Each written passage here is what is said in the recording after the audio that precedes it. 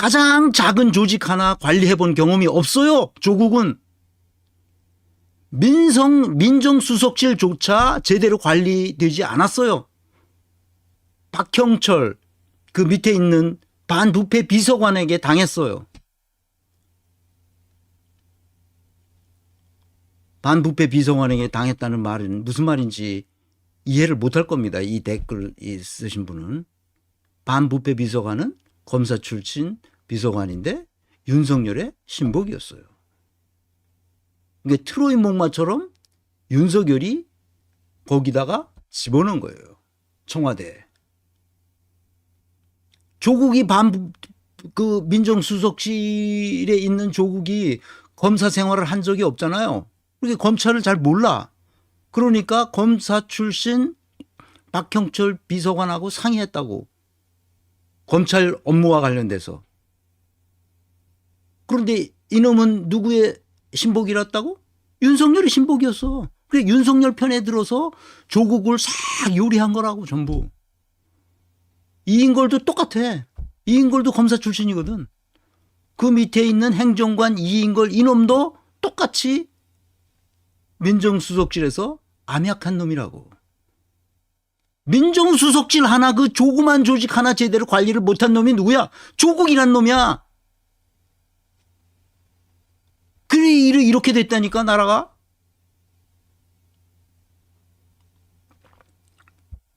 심지어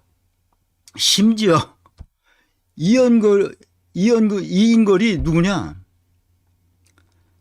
정경심 교수가 기소되니까 정경심 교수의 변호사를 시켰어요.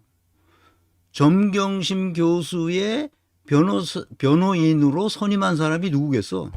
조국 아니야? 조국 아니야? 누가 정경심이 자기가 어떻게 알아? 누가 어떤 사람이 똑똑한지. 그 이인걸한테 다 녹아났다고. 정경심 교수가. 그러다 나중에 자기 스스로 물러났는지 말이 안 되니까 이인걸이 물러났는지 아니면 그 해임했는지 그건 모르지만 그 이런 멍청한 사람이란 말이야. 조국이. 내가 이렇게까지 말해야 알아듣겠어요 여러분? 그 조그만 조직 하나 제대로 관수가 안 된 사람이야. 조직 관리를 할 수 없는 사람이라고. 내 뒤에 계속 얘기하겠습니다. 내가 하도 답답해서 그래요.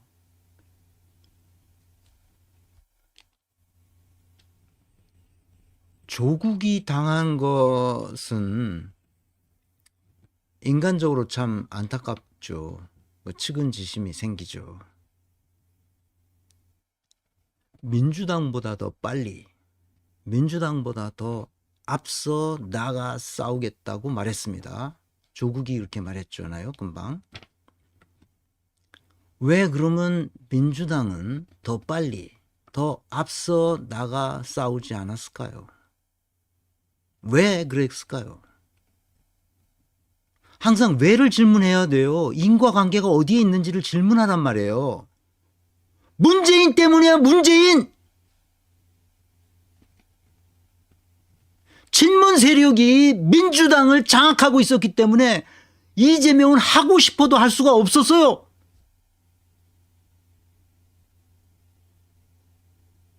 이해하시겠습니까 이제? 이재명이 그런 사람이 아니야. 2010년부터 지금까지 살아온 이재명의 삶을 보라고. 얼마나 신속하게, 얼마나 빠르게 의사결정을 하고 그것을 밀어붙이는지. 그래서 전국의 광역자치단체에 취임하자마자 곧바로 몇 달 만에 1등으로 올려놓은 사람이야. 도정평가 1등으로 올려놓은 사람이라고. 성남시에서 기초자치단체장이 단군 일에 그만큼 많은 성과를 낸 사람이 있어?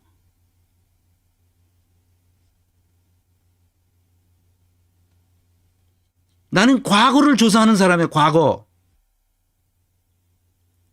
조국은 과거에 뭘 했어? 조국이 나라를 망쳐놨잖아.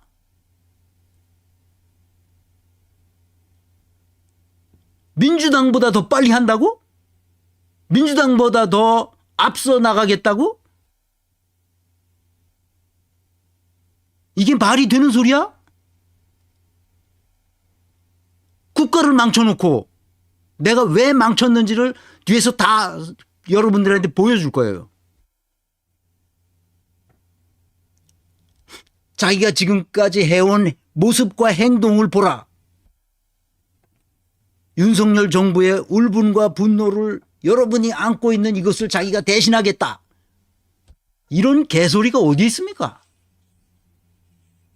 아니 자기가 울분 윤석열한테 속아 넘어가지고 이렇게까지 만들어 놓은 사람이 본인인데 이제 와서 여러분의 울분을 내가 대신하겠다? 이게 말이 되는 소리야? 아니 왜 이렇게 생각이 없어 사람들이. 아니 인사조직론을 몰라도 그렇지 이게 본인 책임이라니까. 돌아갈 곳이 없다. 그 죽었나? 돌아갈 곳이 없게. 죽었냐고. 아 유시민도 정치 나가서 정치판이 자기 마음에 안 들어서 밖으로 나가서 혼자 잘 살잖아. 책 쓰고 강의하고. 지금 누구 걸 뺏어가는 거야 이게. 민주 시민들을 현혹하고 있는 게 누구야 지금.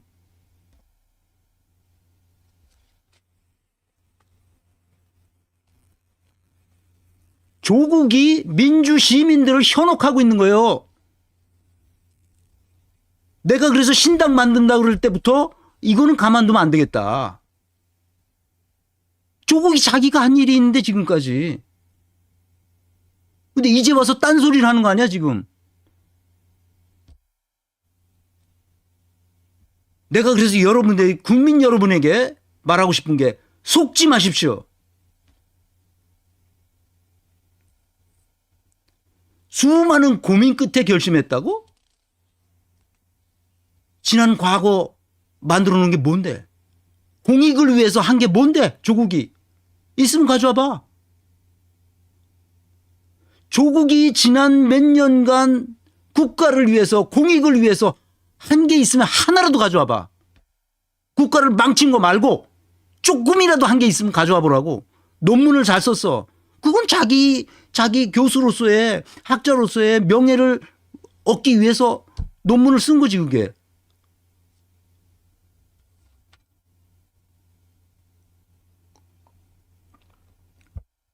아니 돈을 벌어서 기부를 한 적이 있어?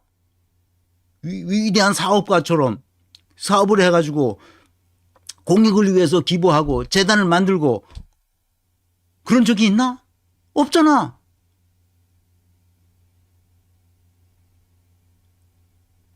그러면 좋은 책을 써서 내가 얘기하잖아. 좋은 책을 써서 많은 사람들이 읽혀서 모르는 사람들이 알게 해주고 할 일이 얼마든지 있어. 그런데 이제 신당을 만들어 가지고 윤석열을 심판하겠다? 그게 얌통머리가 있어야 될 거 아니야 사람이. 끝까지 가겠다? 끝을 볼 것이다?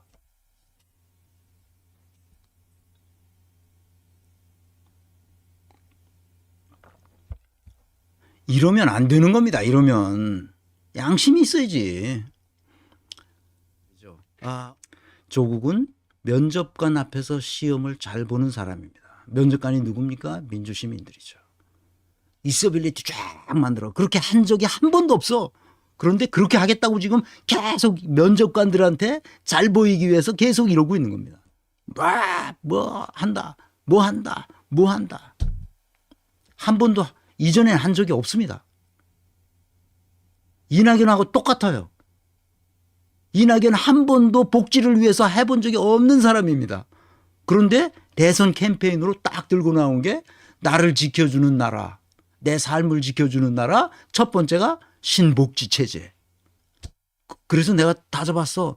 이 사람이 그 전남 도정을 책임지고 있을 때 그러면 도청에 신복지 체제가 있었나?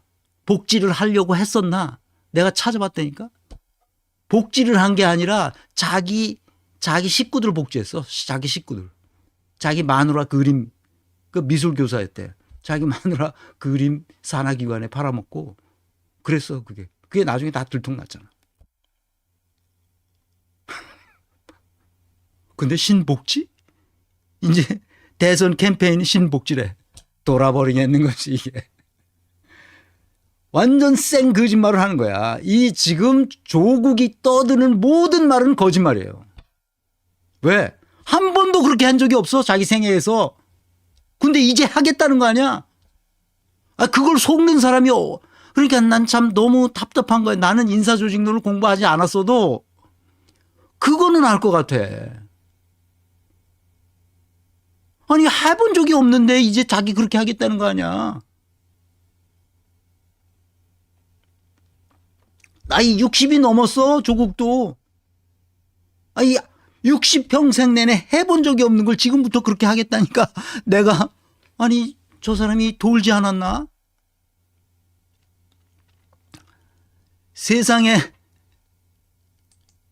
세상에 공짜는 없다. 우리는 감정적으로 이재명을 사랑하는 게 아닙니다. 우리나라는 절실하게 이재명의 유능함이 필요합니다. 맞아요. 왜 이재명이 지금까지 사이다를 못했을까? 내가 몇 번 얘기했어요. 친문 세력들로 쫙 깔려 있어서 어떻게든지 친문 세력은 이재명을 제거하려고 했어요. 끝까지 제거하려고 했습니다.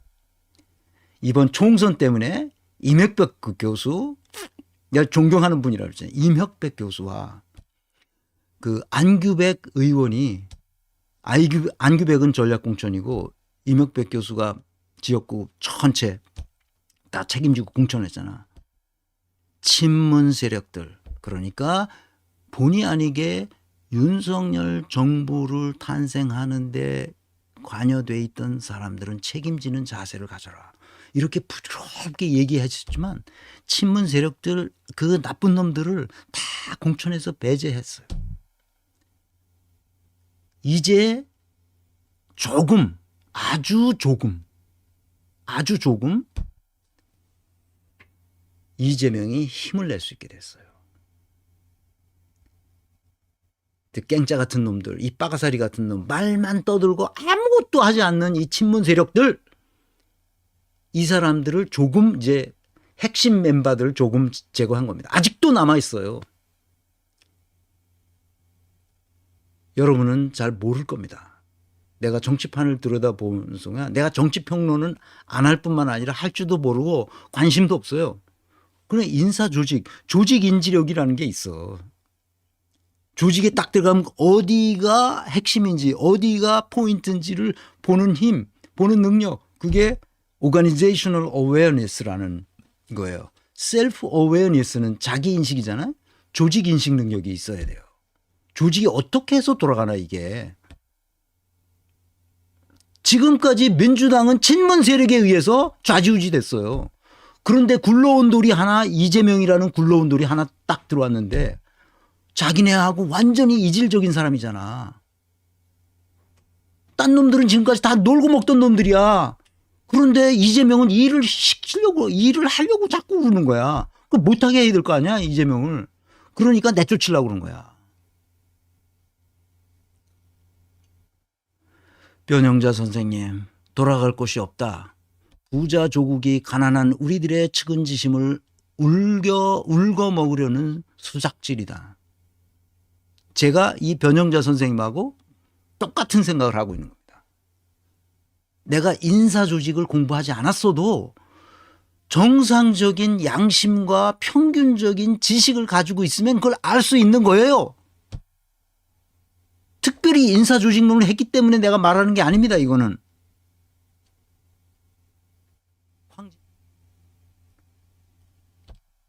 윤석열 정권 심판하겠다는 얘기 외에는 할 게 없어 걔는. 촛불혁명의 정신으로 탄생한 문재인 정부는 이 허가받은 범죄 집단인 흡혈귀를 개혁하지 않았어요.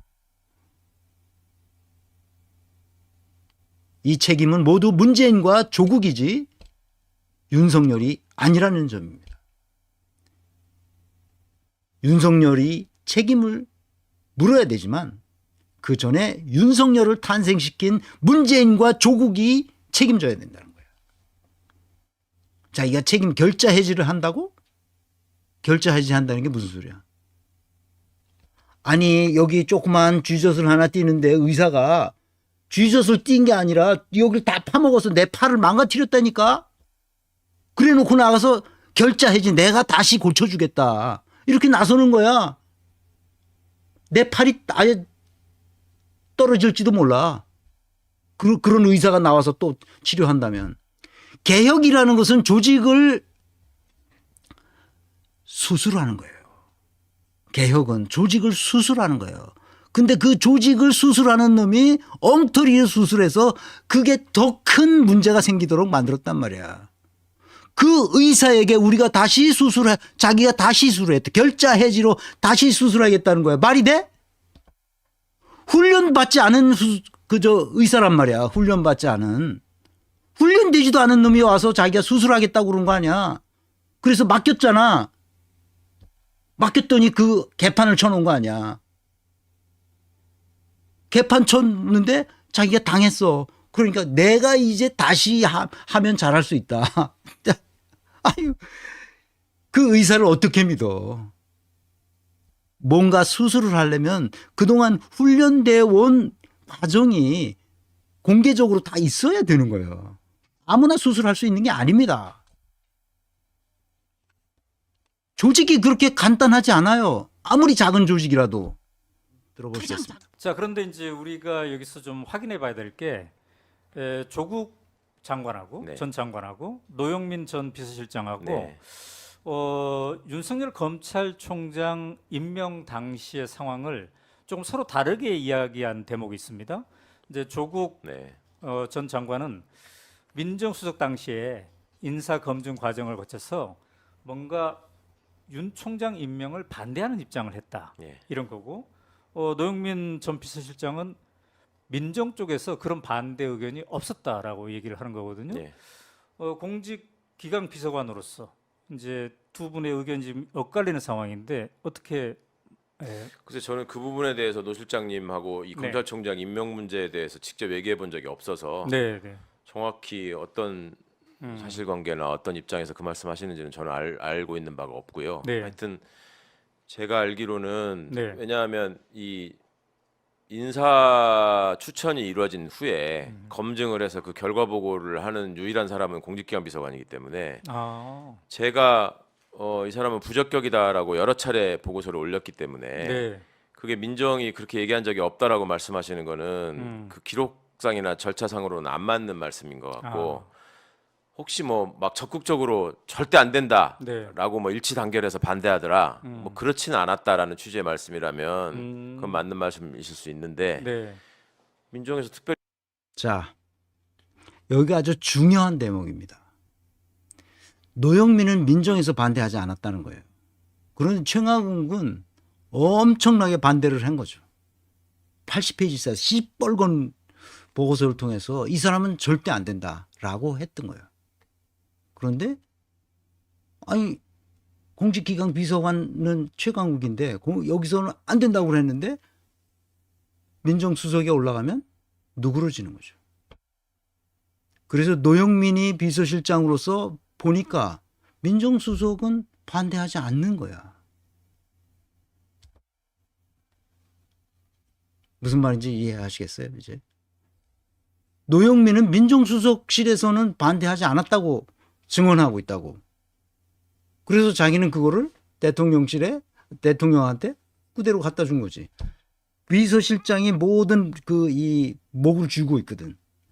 대통령으로 들어가는 정보를 다 쥐고 있다고.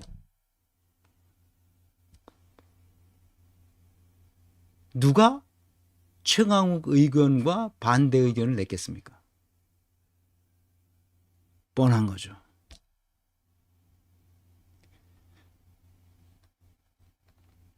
조국이 반대 의견을 내지 않았습니다.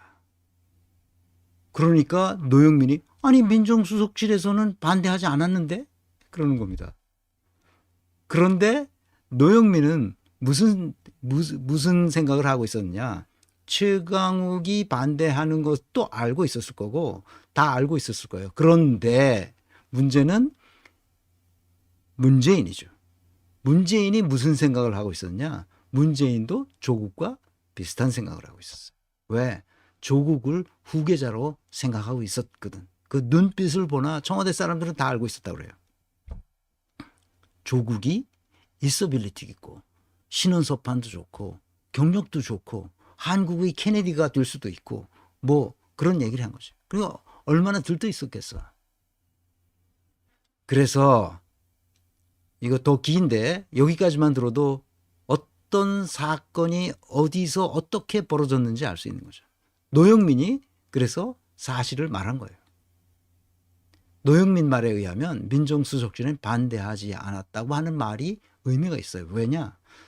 서울중앙지검장 시절 조국을 띄워주는 언행을 많이 했잖아. 아까 이진동 기자와 대담해서 한국의 케네디를 만들어주고 싶다. 대통령을 만들어야 된다. 조국을. 이런 얘기를 윤석열이 다 했죠. 녹아난 거야. 그래 나는 마지막으로 조국에게 묻습니다. 윤석열 서울중앙지검장 임용 시 인사검증을 하지 않았거나 부실하게 한 이유가 무엇인가? 나는 이걸 묻고 싶어요. 두 번째, 윤석열은 언론 보도에 따르면 검사 시절 피의자와의 동거 경위, 갑작스러운 결혼 과정, 처가의 불법 행위 등에 대한 의혹, 나아가 1개월 정직 처분을 받은 것으로 알려졌음에도 이런 사실을 전혀 몰랐다는 건가? 중앙지검장 보임하기 전에 특혜를 주고 그를 중앙지검장으로 발탁할 때 왜 인사검증하지 않았느냐는 거예요. 이 거짓말쟁이들을 왜 인사검증 안 하고 그냥 갖다 썼느냐.